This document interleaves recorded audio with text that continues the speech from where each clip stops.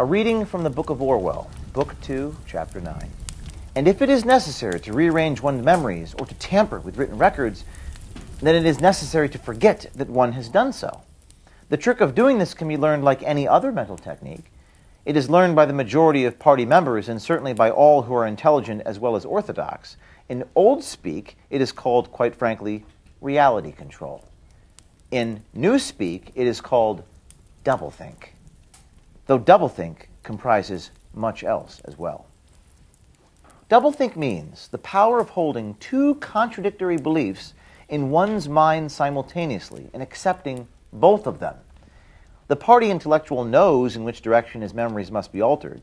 He therefore knows that he is playing tricks with reality. But by the exercise of doublethink, he also satisfies himself that reality is not violated. The process has to be conscious, or it would not be carried out with sufficient precision. But it also has to be unconscious, or it would bring with it a feeling of falsity and hence of guilt. Doublethink lies at the very heart of INSOC, since the essential act of the party is to use conscious deception while retaining the firmness of purpose that goes with complete honesty.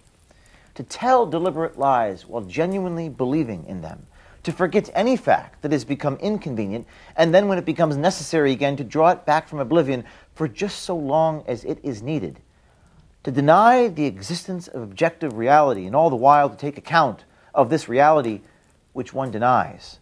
All this is indispensably necessary. Even in using the word doublethink, it is necessary to exercise doublethink, for by using the word, one admits that one is tampering with reality. By a fresh act of doublethink, one erases this knowledge, and so on indefinitely, with the lie always one leap ahead of the truth.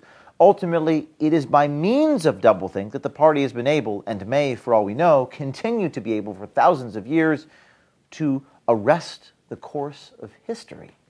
All past oligarchies have fallen from power either because they ossified or because they grew soft. Either they became stupid and arrogant, failed to adjust themselves to changing circumstances and were overthrown, or they became liberal and cowardly, made concessions when they should have used force, and once again were overthrown.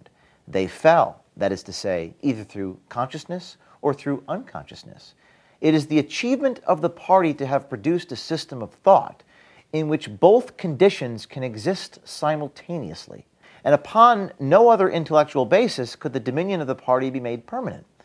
If one is to rule, and to continue ruling, one must be able to dislocate the sense of reality. For the secret of rulership is to combine a belief in one's own infallibility with the power to learn from past mistakes. It need hardly be said that the subtlest practitioners of doublethink are those who invented doublethink and know that it is a vast system of mental cheating. In our society, those who have the best knowledge of what is happening are also those who are furthest from seeing the world as it is. In general, the greater the understanding, the greater the delusion. The more intelligent, the less sane. One clear illustration of this fact is that war hysteria increases in intensity as one rises in the social scale. Those whose attitude towards war is most nearly rational are the subject of peoples of disputed territories. To these people, the war is simply a continuous calamity which sweeps to and fro over the bodies like a tidal wave. Which side is winning is a matter of complete indifference to them.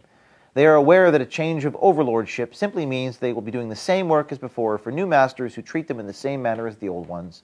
The slightly more favored workers, who we call the proles, are only intermittently conscious of the war.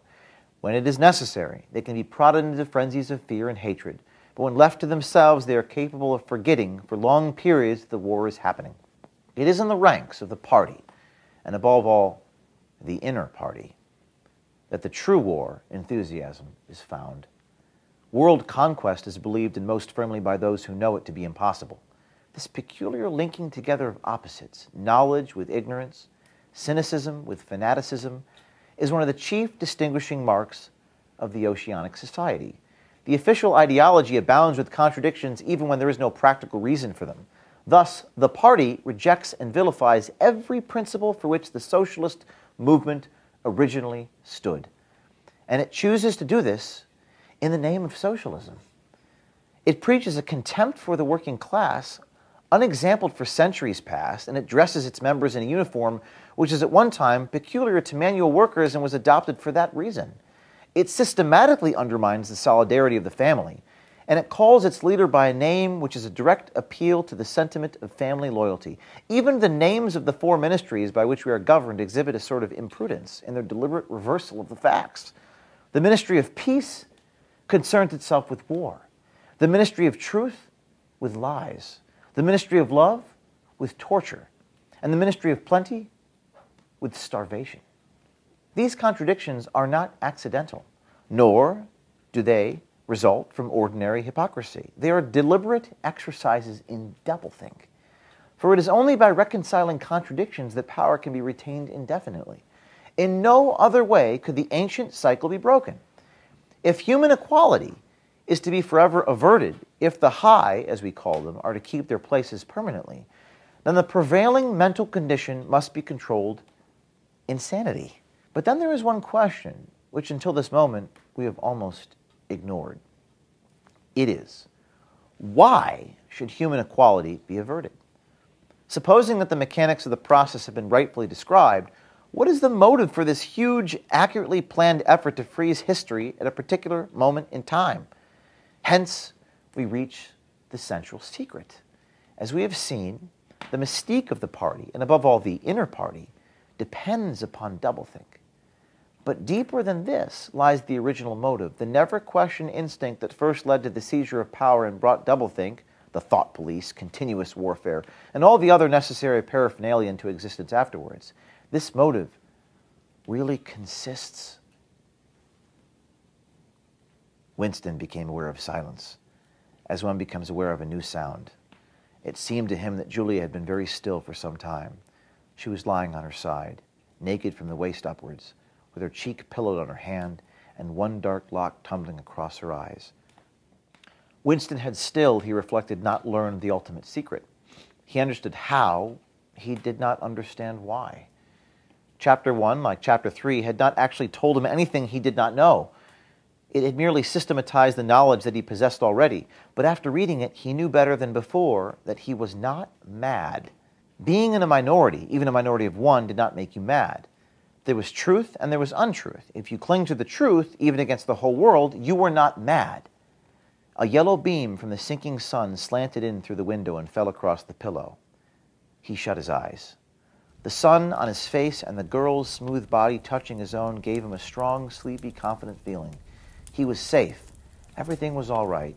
He fell asleep murmuring, "Sanity is not statistical," with the feeling that this remark contained in it a profound wisdom.